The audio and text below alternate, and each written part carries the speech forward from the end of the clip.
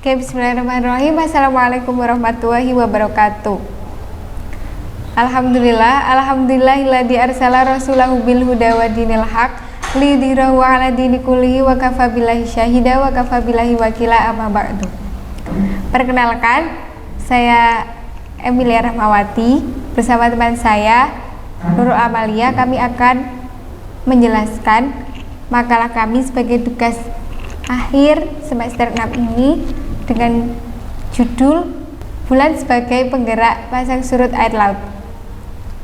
Nah, peran bulan sebagai penggerak pasang surut air laut itu berdasarkan pada posisi-posisi bulan terhadap bumi dan matahari. Sebagaimana Allah telah menjelaskan dalam Al-Quran surat Yasin ayat 39 yang berbunyi Bismillahirrahmanirrahim, wal qamara qaddarnahu manazila hatta adakal urjunil qadim, yang artinya, dan kami telah tetapkan bagi bulan manzilah-manzilah, sehingga setelah dia sampai ke manzilah terakhir, kembalilah dia sebagai bentuk tandan yang tua. Nah, ayat di atas memberitahukan kepada kita bahwa Allah telah menetapkan manzilah-manzilah atau posisi-posisi bulan, yang mana jika kita lihat dari bumi, posisi bulan itu dimulai dari bulan sabit, kemudian nanti akan menjadi bulan purnama, dan pada akhir peredarannya dia akan kembali ke bentuk yang semula, yaitu bentuk bulan sabit.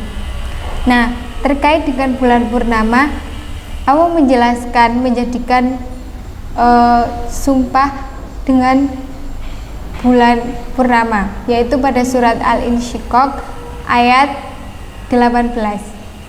Bismillahirrahmanirrahim, wal qamari idza tasak, dan dengan bulan apabila jadi purnama. Kalau kita melihat ayat Yasin ayat 39,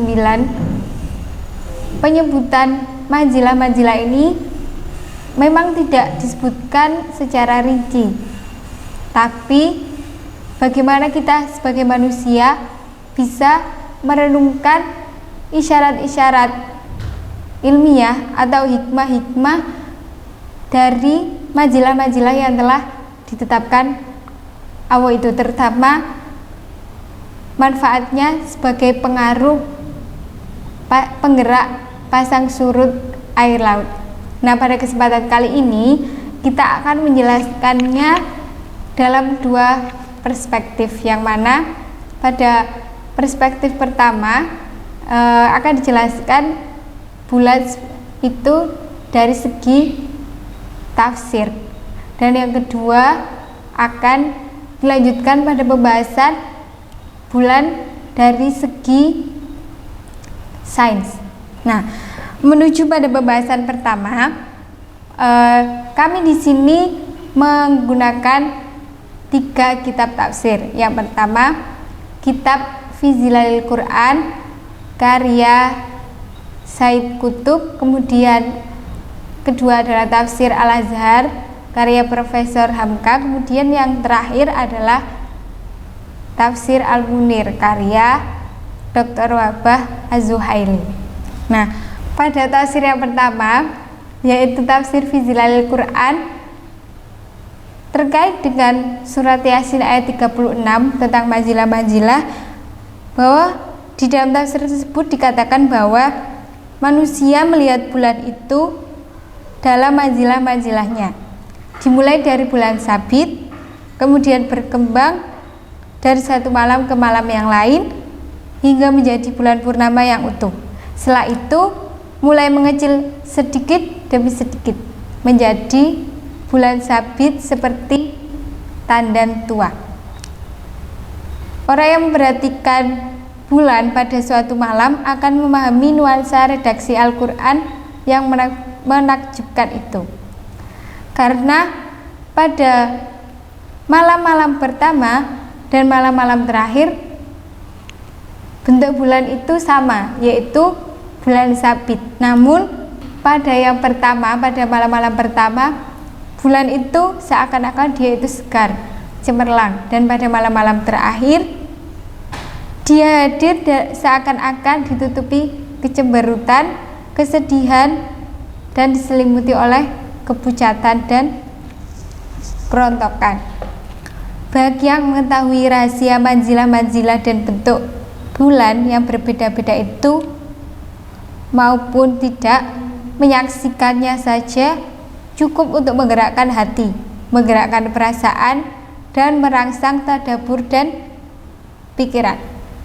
Dan terakhir, Al-Quran menjelaskan ketetapan sistem alam semesta yang mengatur benda-benda langit yang besar ini dan menyusun fenomena-fenomena yang lahir dari sistemnya yang satu dan detail. Kemudian pada tafsir yang kedua, yaitu tafsir Al-Azhar, dikatakan bahwasanya dan telah kami tetapkan bulan manzilah-manzilah, atau bahwa dapatlah selalu kita melihat bulan itu pada tepat lalunya. Di hari-hari yang pertama, dia masih sangat kecil, laksana sabit, sehingga dinamai bulan sabit. Sedikit saja tercikit di ufuk barat sesudah matahari terbenam. Kalau kita perhatikan, besok malamnya di tempat lalunya yang lain, agak ke atas sedikit. Dia telah lebih besar dari kemarin dan sudah dapat dilihat dari jauh. Demikian seterusnya. Hari ketiga, keempat, kelima, keenam, tambah hari, tambah semakin besar, tambah sehari, tambah ke atas ke kepala kita. Namun, malam-malam berikutnya, dia bertambah ke timur. Pada malam ke-14, dia telah terbit di sebelah timur menyerupai terbitnya matahari. Hari mulai malam, dia mulai terbit sebagai purnama penuh. Selanjutnya dapat dilihat malam-malam berikutnya.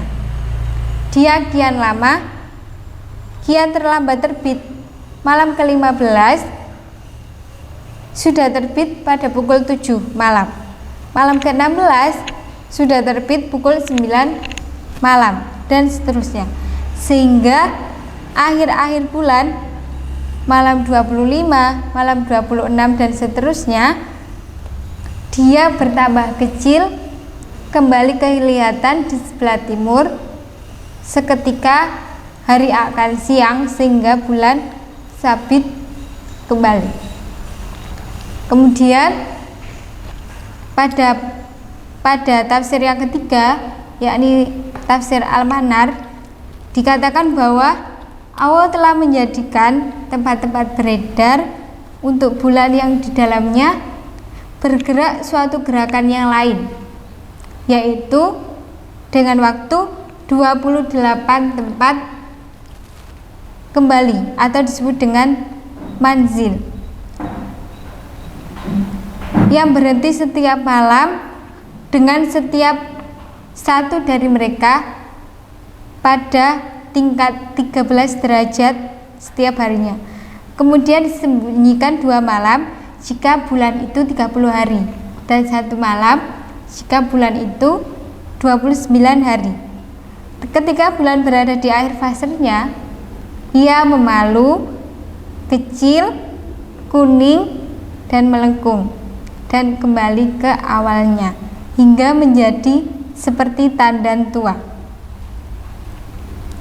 Nah, dari uraian beberapa tafsir dari 3 tafsir yang telah dipaparkan tadi, bahwasanya Allah telah menetapkan waktu dan tempat beredar untuk bulan, yang mana dalam setiap posisinya itu memperlihatkan penampakan yang berbeda jika kita lihat dari permukaan bumi.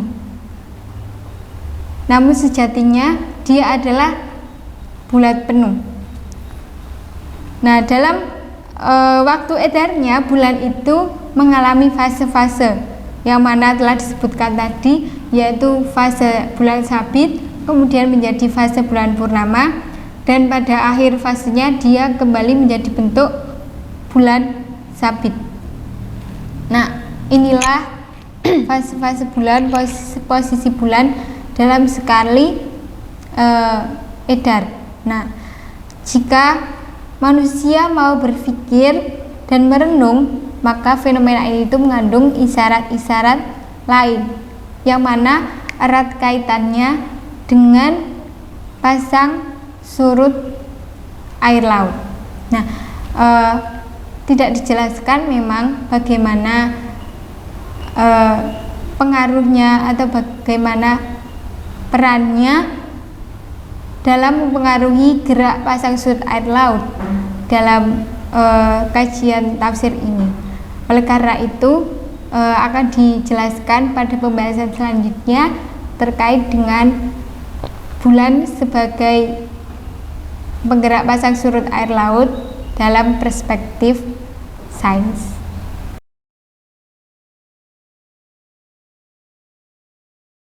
Pasang surut merupakan gejala alam yang tampak dan bisa kita amati, yaitu suatu gerakan vertikal atau gerakan naik turunnya air laut secara teratur dan berulang.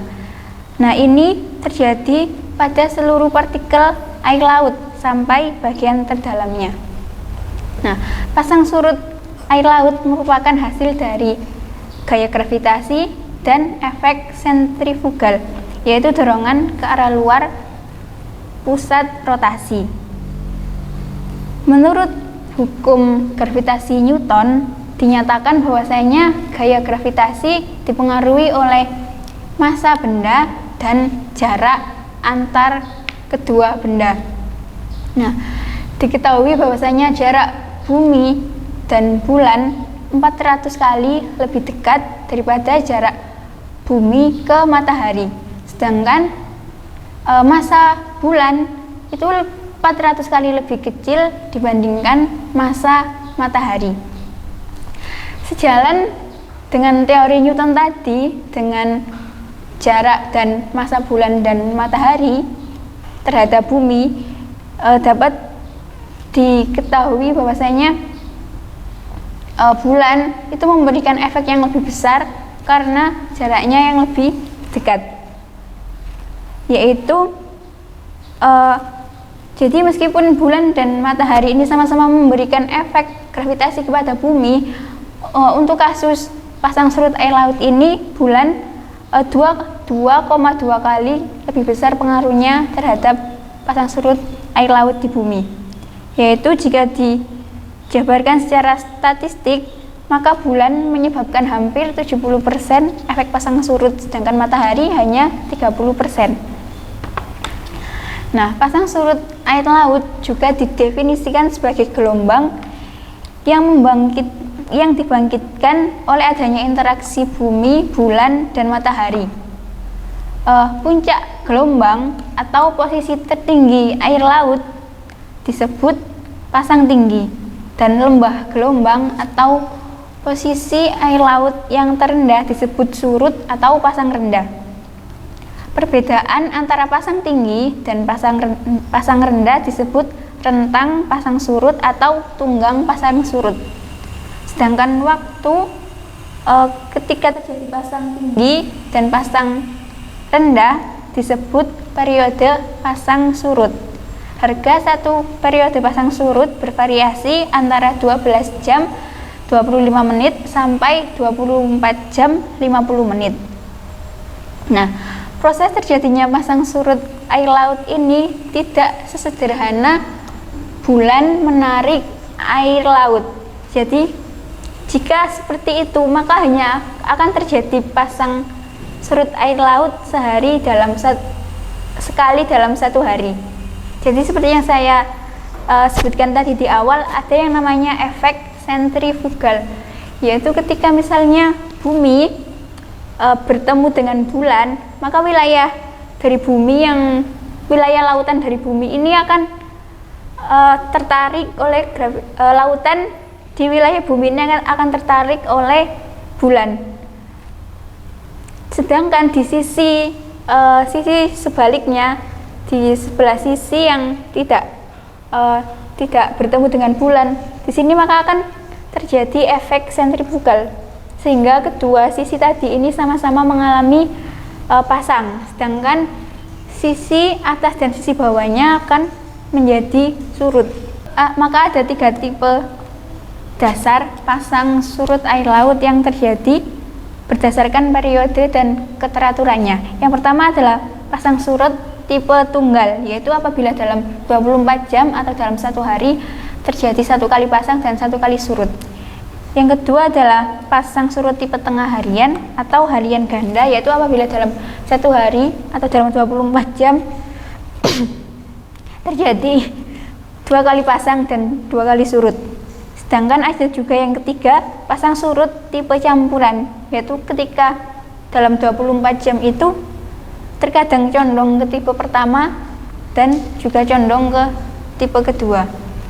Lalu bagaimana mekanisme terjadinya pasang surut air laut yang disebabkan oleh gravitasi bulan ini? Nah, terdapat 2 jenis pasang surut air laut berdasarkan letak dan bentuk bulan. Yang pertama ada pasang purnama dan kedua adalah pasang perbani. Pasang purnama adalah pasang yang terjadi ketika posisi bumi, bulan, dan matahari berada dalam satu garis lurus.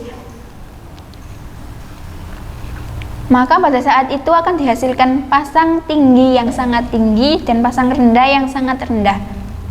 Nah, pasang purnama ini terjadi ketika bulan purnama dan bulan sabit.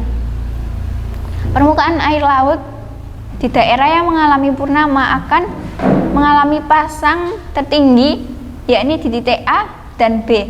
Sedangkan daerah yang tidak mengalami purnama akan surut di titik terendah, yaitu di titik C dan D. Kemudian ada pasang perbani, yaitu ketika bumi, bulan, dan matahari berada dalam posisi membentuk sudut tegak lurus. Nah, pada saat ini akan dihasilkan pasang tinggi yang rendah dan pasang rendah yang rendah. Nah, pasang perbani ini terjadi saat bulan 1/4 atau 3/4. Permukaan air laut akan mengalami pasang naik yang tidak terlalu tinggi di titik A dan titik B, dan surut yang tidak terlalu rendah di titik C dan D. Nah, pasang surut air laut di berbagai tempat atau di berbagai lokasi ini memiliki ciri-ciri yang berbeda karena banyak faktor yang mempengaruhi tinggi rendahnya pasang surut air laut.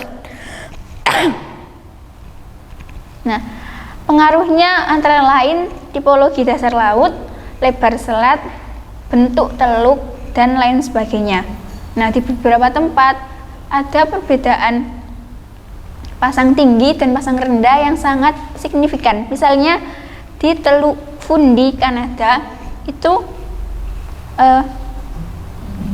jaraknya bisa mencapai 20 meter.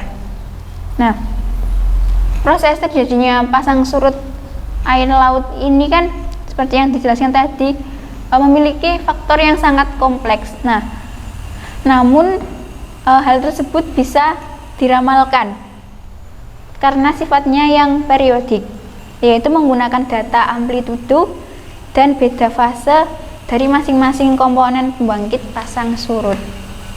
Nah, ramalan pasang surut air laut di suatu lokasi saat ini sudah dibuat dengan ketetapan yang cukup cermat.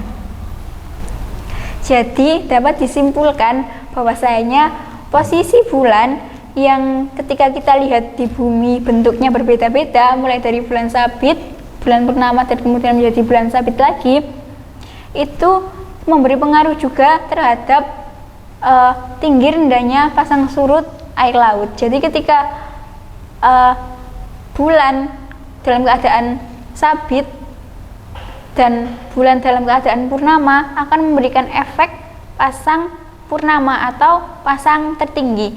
Sedangkan ketika bulan ketika kita lihat di bumi yang terlihat hanya seperempat atau sepertiga saja, itu memberikan efek pasang perbani. Sekian dari penjelasan saya tentang pasang surut air laut dalam perspektif sains. Selanjutnya akan dijelaskan tentang manfaat pasang surut ini bagi kehidupan manusia oleh Emilia lagi.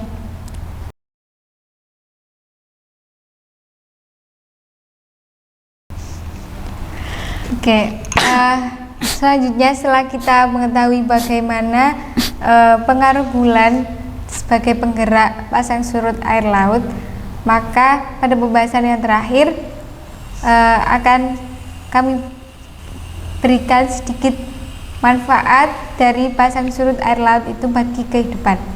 Nah, kita tahu bahwa Allah itu menciptakan segala sesuatu itu pasti ada manfaatnya, atau menciptakannya itu nggak sia-sia. Sebagaimana juga